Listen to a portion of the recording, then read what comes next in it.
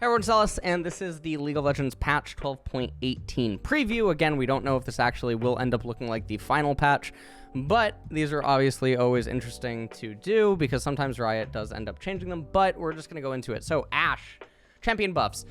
So, Q attack speed 20 to 40%, to 25 to 55%. This is pretty okay that she just gets more attack speed, but the problem is that she doesn't really get access to this buff until way later on, and then even way later on, it's essentially like giving her a little bit more than a dagger. So it is a buff and it does help her, but with the way that Ashe is being played right now, she's more likely to end up as a support than she is to end up as an AD carry. And so in that regard, I don't think this really does all that much because support Ashe, while she does care about this, I don't think that it's like the main or the most important thing for her. Thresh HP growth is going to be up by 5. Now, again, supports do not actually get to level 18 in most games. Typically, you're going to like go to level 11, you're going to go to level 12 or something like that. So realistically, Thresh is looking at like getting an extra 60 HP in the game. E damage base, however, is up 65 to 185 to 75 to 215. That is a lot of extra base damage, and Thresh also got some base damage in one of the previous patches. Thresh only really has like a viable Thresh only has some viable matchups into some enchanters, but the problem is that Thresh is, for the most part, like Leona and Alistar and like these other types of champions. Thresh has a little bit more nuance to him than those ones. Thresh was really hurt by the durability patch. So even though he's getting a little bit more durability and even though his E is getting a little bit more damage, he's still very, very, very matchup dependent, and he doesn't scale as well as a lot of the other enchanters. So while this is definitely nice for Thresh, it's sort of whatever. Lee Sin HP growth is going to go up by 6. Now, Lee Sin is a champion that can go up into the later stages of the game. W Vamp is going to be 5 to 23% to 5 to 27%. Doesn't really matter. Because Lee Sin is no longer seen in top or mid lane, you don't ever have the variations of like the 3-3-3, which is when Lee Sin would put 3 points in Q, 3 in W, and then 3 in E, in order to have different purposes inside of the laning phase so that they could actually, or Lee Sin could win certain matchups, or he was actually forced to do that in certain matchups in order to sustain through them and then just get through it without any problems. But because these things aren't really happening anymore, Lee Sin W is going to be, I mean, it's a buff, but it's sort of whatever. The HP growth is not preventing Lee Sin from being picked right now, and this is not going to propel him into the jungle meta, not with all the other junglers that are picked right now. You'll have some people that'll say that you can still pick Lee Sin as long as like you're really proficient at him, but it still doesn't change the fact that when you play Lee Sin, you're playing him predicated on the idea that your opponents are either going to make mistakes or you are literally egoing saying that the enemy AD carry is going to turn into Hans Sama and also not flash your kick. Now, it doesn't mean that like Lee Sin can't get a kick late game or something like that. It's just a really, really dumb thing to think about when you're picking the champion, because obviously the opponent has the ability to respond in a lot of ways. Nasus. So this is the really big one because this is for support Nasus. This is really what this is. W attack speed slow, 50% of MS slow to 75% of MS slow. R cooldown 120 to 110 to 90 scaling. So now, the thing is about this is that I assume that this means it goes 110 and then 100 and then 90. So support Nasus, typically you're only looking at up until level 11. Support Nasus is really gross because he puts 0 points in Q. I mean, sometimes he'll put a point into Q if, like, it's a do-or-die trade, or maybe he's... Yeah, I guess if it's a do-or-die trade, he'll put a point into Q early, and then he can accumulate a couple of stacks, but realistically, he doesn't put any points into Q, and so he maxes W and E faster than other supports. This also makes him less dependent on levels. If you guys haven't already seen, I have an entire video dedicated to Nasus support elsewhere on the main YouTube channel, and Nasus is legitimately a champion that we could end up actually seeing at Worlds. In the most recent episode of the LEC Euphoria episode, Trimby actually did say that he contemplated legitimately picking Nasus. For a lot of people that don't know, Nasus was actually in scrims at MSI. Nasus did appear in scrims as an answer to Kalista, that was around the time that Kalista really started popping up. Nasus has a lot of other really good matchups. He has a lot of very broken combos down in bot lane. With the amount of bruisers and tanks that are also in the meta right now, Nasus's E is really brutal and painful, and Nasus just has a lot of very good matchups. So this change is absolutely insane for support Nasus. For top lane Nasus, doesn't really matter though, because top lane Nasus will eventually start putting points into W, like I mean, there's like things where you can put like 1 or 2 extra points into W before you go back to maxing E second or something like that. But typically what happens is obviously top lane Nasus maxes either E or Q first, depending on the matchup, and then maxes either E or Q, depending again on the matchup, and then it proceeds from there. So this is mostly only a support Nasus buff, and that's why I love it. Champion nerfs. 80 growth, 2.7 to 2.4. HP growth, 107 to 103.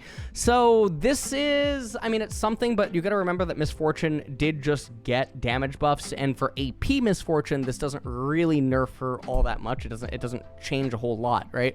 She just got buffs to play into and cater to her AP variant, and while yes, this will hurt her, you know, AD variations or like lethality and whatnot, it's not going to prevent you from picking her. Callista, base HP, 604 to 564. So there's one of two things that could happen. Either people overreact to this and they say that Callista is no longer playable for the same reason that they said Jinx was no longer playable before inevitably just picking her back up again and playing her a lot. Or, you know, people just... I mean, I'm not even really quite sure. The thing is that Zeri and Sivir are both somehow not on the chopping block here, and that's very odd, and obviously Draven's not here either. So it's definitely something to take note of. I mean, Callista getting tagged is something, I mean, we did just mention Nasus, but Sivir and Zeri are still obviously going to be everywhere. Hecarim. Q bonus AD ratio, 95 to 90%. Q ramp damage is going to be plus 6% per 100 bonus AD to 5% per 100 bonus AD. W healing 30% plus 2.5% per 100 bonus AD to 25% plus 2% per 100 bonus AD. So I think ultimately it's still not going to impact like Hecarim is overtuned right now. Hecarim is absolutely overtuned. Even reading these numbers, when you really consider what is going on because of how these ratios work, right? On his bonus AD and the fact that he's a jungler and everything else, it's not going to change Hecarim's current power inside of the jungle. And so I think if you're a Hecarim enjoyer, you don't really have to worry too much. Now, the 5% healing plus plus the 0.5% bonus there. I mean, I guess this is probably something that'll maybe end up being felt the most, but all in all, everything's fine. Ross, Q HP ratio per 100 bonus AD, 5% to 3.5%. That's a big nerf to Ross. I would say this is like more of a nerf to top lane Ross than anything. I'm actually so confused that Ross is unironically getting nerfed. This is one of the weirdest things in the entire world. I don't even know how Riot arrived at this conclusion. I can't actually tell you the last time that I saw a Darken Kayn. This is so weird that there must be something going on in some solo queue ladder right now that I'm just totally ignorant of.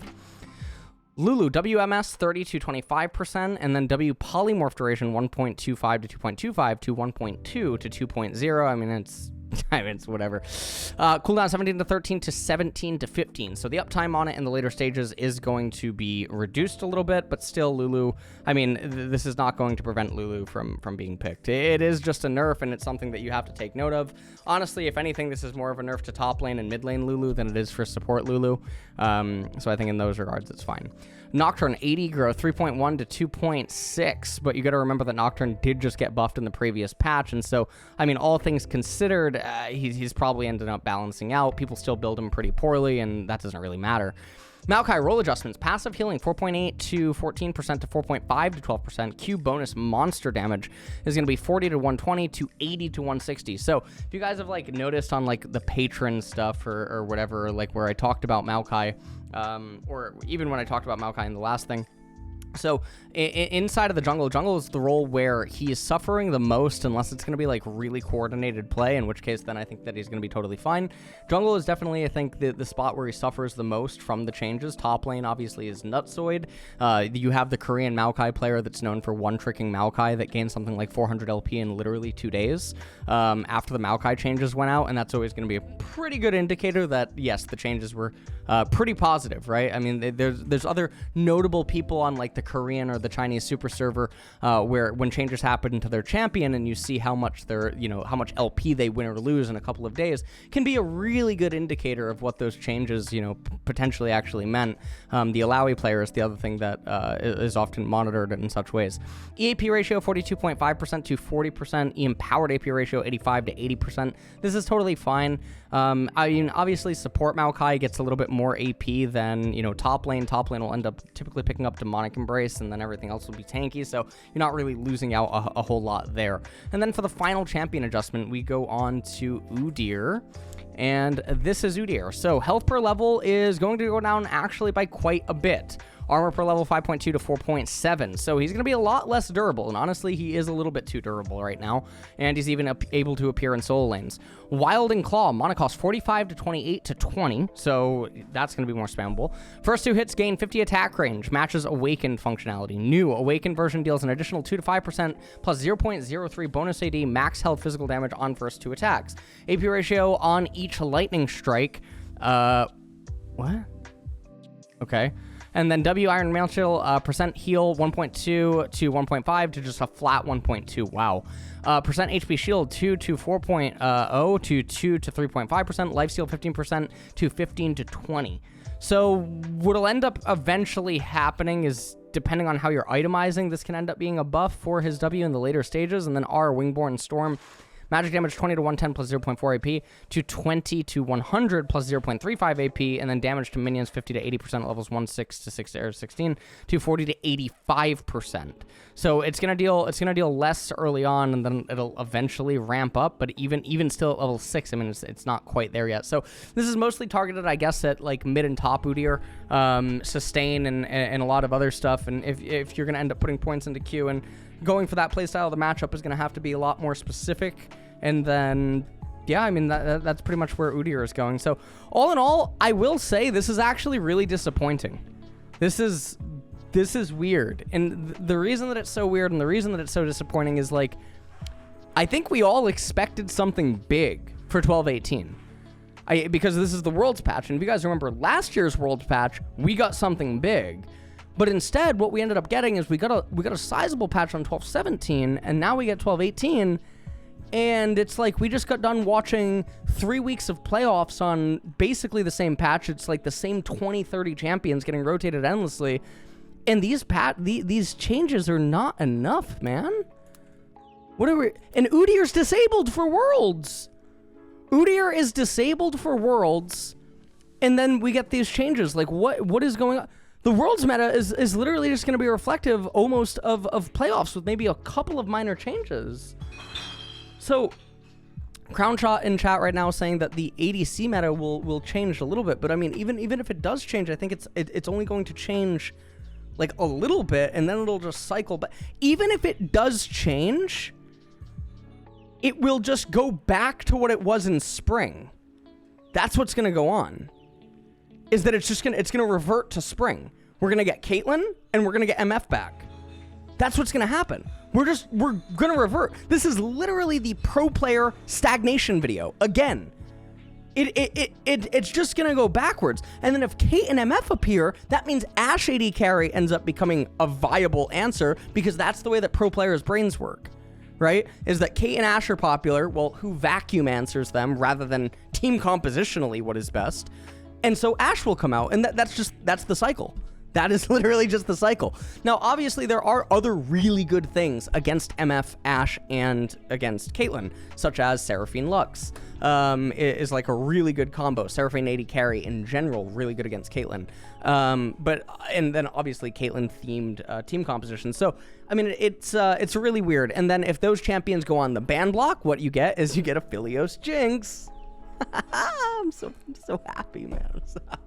Anyways, that's it for 12.18. I mean, we'll probably talk about all of this when I make the pro play tier list. I'm going to be making 2 of them. Both will be uploaded on the main channel like I do every single year. So I will make my take of what is the current strength of all the champions, and then I will make a second video to appease the people of Reddit and also show that I do acknowledge exactly what pro players are thinking.